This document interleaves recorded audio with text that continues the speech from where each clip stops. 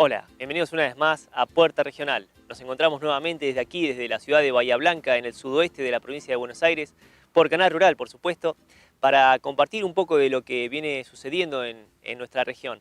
Hoy vamos a estar compartiendo un material que nos han acercado del Instituto San José Obrero, de la localidad de Darregueira, acerca de unos ensayos de maíz en baja densidad, y también vamos a estar viendo, o volviendo a ver, mejor dicho, una nota que nos han acercado de INTA Bordenave, acerca del varietal Paloma Inta. Lo vamos a ver con Federico Moreira, que es uno de los mejoradores que han trabajado en el proyecto. Así que vamos a empezar el bloque 1 y vamos a estar viendo esta nota de maíz en baja densidad. Es un ensayo que se ha realizado en el Instituto Agrotécnico de Darregueira, como decía al principio.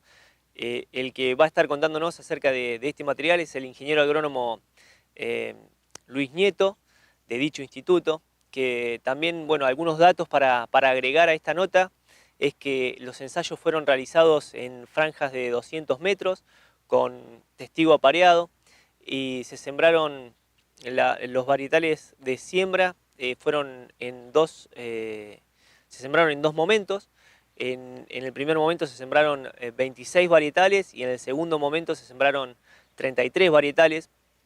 Y la densidad de siembra es de 22.500 plantas por hectárea. Esos son algunos datos por ahí como para tener idea a la hora de ver la nota, tenerlos presentes. Así que bueno, sin más introducción, vamos con Luis Nieto, que es el ingeniero agrónomo a cargo de estos ensayos. Estamos de vuelta, como decís, en el establecimiento Blanqueada, ¿no es cierto?, del Instituto Agrotécnico San José Obrero de Darregueira. Primero que nada vamos a agradecer, ¿no es cierto?, a la parte directiva y por supuesto a algunos ayudantes para realizar estos ensayos, porque uno solo no puede hacerlo, lleva mucho trabajo. Este año, a pesar de la pandemia y demás, realmente el objetivo era tratar de trabajar más sobre campo, tratar de tener imágenes de cultivos para mostrarle a los alumnos, porque el objetivo más importante es la parte práctica y pedagógica de todo este sistema, ¿no es cierto? De todas maneras, como hubo más tiempo libre, digamos, para organizar actividades, este año se nos ocurrió hacer 2 fechas de siembra de maíz, y la clásica de sorgo y en este caso una soja que se sembró también junto con la fecha de siembra de sorgo. Luis, nos encontramos en el sudoeste de la provincia de Buenos Aires. ¿Cuáles son un poco las características del suelo y del clima? Bueno, en este caso estamos sobre un suelo, digamos, normal de la zona, un suelo franco arenoso, más vale franco arenoso, de profundidad variable, ¿no?, entre 40 y 80 centímetros de profundidad, y de los ensayos normalmente están ubicados o están realizados sobre labores, no en directa, sobre labores, lo que es fecha de primera siembra de maíz, que fue el 2 de octubre, la primera fecha. Fue rastra y rolo sobre fines de enero, febrero, y se mantuvo limpio hasta el momento de la siembra, que fue el 2 de octubre, con herbicidas. Y la segunda fecha de siembra de maíz, que fue el 3 de diciembre, y bueno, los sorgos y la soja el 28 de octubre. Tenemos un ensayito de cultivo de cobertura, en el cual el 90% de los lotes, que son 10 hectáreas, tienen cobertura, una cobertura realizada con una avena Julieta, que medimos el rendimiento antes de secarla, que se secó el fines de junio, primeros días de julio. Tenía una producción de materia seca de 4.200 a 4.300 kilogramos de materia seca por hectárea. La verdad se logró muy buena cobertura, pero con las imágenes que ustedes toman acá, fíjense lo que quedó de esos 4.500, 4.200 kilos de materia seca, realmente muy poquita cobertura. En cuanto a cómo vino el 2020, en cuanto al tema lluvias, realmente las lluvias en total del año están por debajo de los niveles normales de lluvia, si bien tuvimos un mes de noviembre muy bueno, por encima de los valores normales. Por eso se observa todos los cultivos, digamos, en esta estadía en muy buen estado de desarrollo y crecimiento, ¿no es cierto? Realmente, a pesar de un año niña, no afectó tanto a la zona y se puede considerar como un año casi normal. En la primera fecha de siembra, que como les decía es el 2 de octubre, realmente cuando estamos sembrando, hacía frío, el 3 se produjo una helada, el 5 otra helada, y el tiempo de siembra de emergencia fue de 15, 17 días. ¿Qué quiere decir? El tiempo en que nosotros lo sembramos hasta que se observó el coleotilia fuera del suelo, digamos. Con lo cual estamos en condiciones de suelo muy frío para lo que es un cultivo de verano.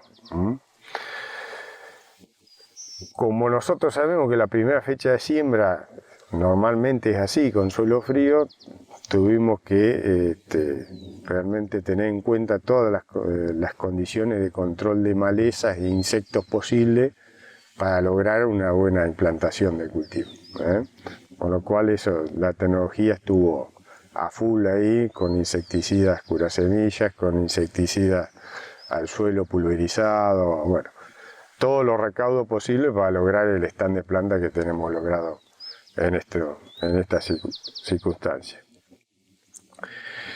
Otro de los aspectos importantes también a resaltar de este año, de estos ensayos y cultivo, digamos, para producción, es que toda la fertilización se realizó con fertilizantes líquidos, tanto fósforo, nitrógeno, potasio, y tenemos un ensayito de zinc, a ver cómo funciona. Y eso es lo que es la primera fecha. Otro de los objetivos de la primera fecha es ver, ¿no es cierto?, ver con las diferencias de ciclo de los híbridos, ver cómo se comportan en esa primera fecha. A priori, o sea, ese es un concepto mío, los híbridos precoces o hiperprecoces, si bien no tienen un potencial de rendimiento mayor a los ciclos comunes, que son de 120, 122 días a madurez relativa, me entregan el lote muy temprano y podemos salir a una fina tranquilamente, a un trigo, una cebada. Eso nos permitiría una posibilidad de producción de gruesa, en el caso de maíz, y salir a un trigo, una cebada lo más tranquilo. O sea, que priorizaría, digamos, la rotación del campo en vez de el rendimiento en sí individual de ese maíz. De todas maneras, también, como ustedes van a poder observar en las imágenes, los ciclos tempranos ya prácticamente está entregado el cultivo, ya está en estado, digamos, grano pastoso, lechoso, ya en muy poquito tiempo más ya está en madurez fisiológica. Estamos hablando del 12 de enero, yo calculo que esos híbridos los podríamos estar cosechando sobre el 15-20 de febrero. Con lo cual, como les decía, nos deja el lote de pechito para una fina bien hecha, ¿no? Y lo que es la siembra de la última fecha de siembra que se destinó este año, ¿no es cierto?, que fue el 3 de diciembre, se hizo sobre cultivo de cobertura, ese cultivo de cobertura que les hablé, imitando, digamos, lo que hacen los productores. Ahí sí, imitando lo que hacen los productores, porque normalmente el maíz se siembra a fines de noviembre, muy primeros días de diciembre. ¿Qué pasa con esa fecha? Y bueno, normalmente se logra buen potencial de rendimiento porque la etapa crítica del cultivo transita sobre el mes de febrero, que ya es un mes más benévolo para el cultivo, para lo que es la fecundación y llenado de los granos. Pero ese lote que está sembrado con maíz me deja el lote muy tarde, cosa que se me dificulta la siembra de un trigo, una cebada arriba. Tendríamos que ir a un girasol o a una soja como para salir del sistema, digamos, y volver a fina, que son los principales. Dentro de los híbridos de maíz tenemos todo tipo de híbridos, básicamente con todas las tecnologías, para control de maleza y para control de insectos, y a su vez tenemos 3 híbridos comerciales de maíz pisingallo. ¿Cuál es el sentido de incluir pisingallo? Es su adaptación a esta zona, y si los valores, digamos, son importantes de ese maíz, puede llegar a compensar, digamos, la diferencia de rendimiento que hay con los híbridos comunes. Lo que es sorgo, tenemos sorgos graníferos, granífero doble propósito, sileros y forrajeros, ¿no? Sembrados, como les decía, el 28 de octubre. La fecha ideal de siembra de sorgos en esta zona es alrededor del 10-15 de noviembre. Yo adelanté esa fecha unos 10, 12, 15 días, así que bueno, ustedes lo vieron en la imagen, la verdad que están muy bien logrados y bueno, con perspectiva de buen rendimiento. Lo que habíamos visto, el tema de la fecha de primeras siembras de maíz, que siempre las primeras fechas son los primeros días de octubre, hasta el 15, 20 de octubre se determina como primera fecha de siembra de maíz. La idea que tenemos, o la idea que tengo, digamos, es que en las primeras fechas de siembra es mejor sembrar ciclos precoces y preprecoces. ¿Por qué? Porque el periodo crítico, que es el momento de floración, unos 10-15 días antes de floración y unos 15-20 días posteriores a la misma, o sea, cuando se está produciendo llenado de grano, no va a ocurrir en una época en donde las condiciones ambientales todavía no son tan negativas para el cultivo. Más o menos en los maíces precoces y preprecoces, esta fecha crítica o esta etapa crítica ocurre sobre el 15-20 de diciembre, con lo cual siempre, casi todos los años, sobre Navidad y Año Nuevo, siempre tenemos algún chaparroncito, ¿no es cierto?, que nos va a beneficiar al cultivo. Cuando sembramos temprano y hacemos híbridos de ciclos normales, digamos ciclos intermedios, 118, 120 días, 122 días, de madurez relativa, realmente el periodo crítico transita el mes de enero, sobre los primeros días de enero en adelante, cosa que la etapa crítica nos cae en un mes complicado para lo que es la zona en cuanto a clima. Nosotros podemos observar acá cómo es el desarrollo de las mazorcas de un ciclo hiperprecoz o precoz y un ciclo normal, ¿no es cierto? Un ciclo de 120, 122 días. Fíjense la diferencia que hay. Esto está, digamos, en fecundación, fecundándose, y esto está prácticamente con el grano lleno, y estamos a 12 de enero. Fíjense, esto ya tengo un rendimiento y esto todavía me queda un largo trayecto para saber cuál va a ser el futuro de estos materiales. La idea es eso, de hacer temprano para poder salir a una fina sin complicaciones y tratar de que el periodo crítico de cultivo, que ya le digo es en términos de cerca de la floración, que es cuando se me va a definir la fecundación, llenado de grano y potencial de rendimiento, estar en condiciones un poquito mejores climáticamente. Estos maíces precoces y precoces, bueno, sembrarlo bien tempranito. También estos se adaptan a siembra de segunda. ¿Cuál es la siembra de segunda? Bueno, la siembra de segunda es arriba de una cebada, de un trigo, sobre el 15, 18, 20 de diciembre, pero digamos, la verdad que esa experiencia no la hemos tenido en cuenta acá. ¿Por qué? Porque para sembrar de segunda, la verdad que tenemos que tener el recurso agua en el suelo en condiciones. Si nosotros vemos la diferencia ¿no es cierto?, sin sacar la chala del marlo. Este es un hiperprecoz y este es un ciclo normal de 120 días.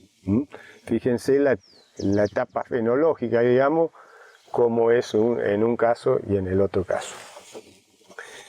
Con lo que se refiere a cobertura y demás, realmente me quedaba por decirles que al momento de hacer la quemada de esa cobertura se tomó humedad en el suelo, ¿sí?, a 60 centímetros, de 0 a 60 centímetros, tanto con cobertura y sin cobertura.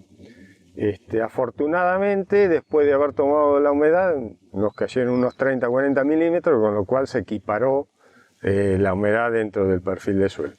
Y cuando se sembró el maíz, también se hizo lo mismo, se tomó humedad al momento de la siembra del maíz, sin cobertura y con cobertura. Esos datos no lo tengo porque lo mandé, estamos trabajando con esto con la gente de suelo del INTA, ¿sí? Y bueno, no los tengo disponibles.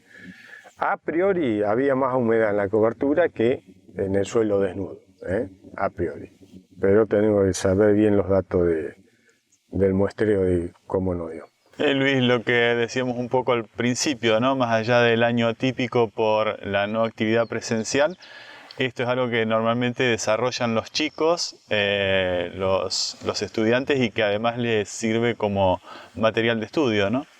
Sí, exactamente. En años normales venimos con un grupo de alumnos a realizar la siembra de todos los híbridos.